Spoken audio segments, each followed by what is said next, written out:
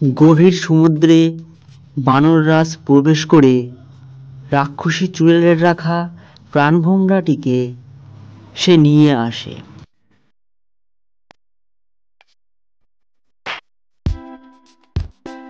টুনি ও বানর সেনাগণ, এই হলো রাক্ষসী চুড়েলের প্রাণভোমরা।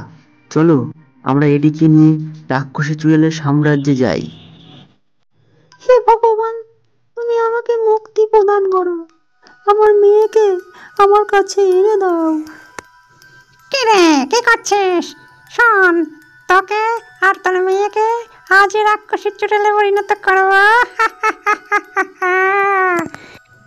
না না না, তুমি আমাদের সঙ্গে এমনটা করো না গো, এমনটা করো না বলছি।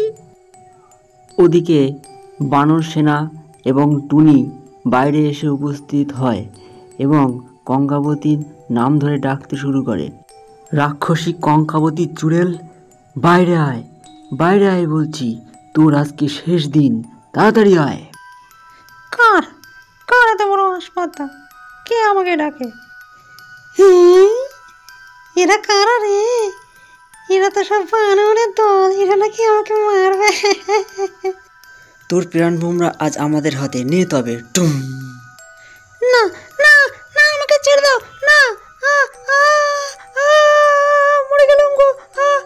বাঁচাও, বাঁচাও আমাকে, আমাকে ছেড়ে দাও।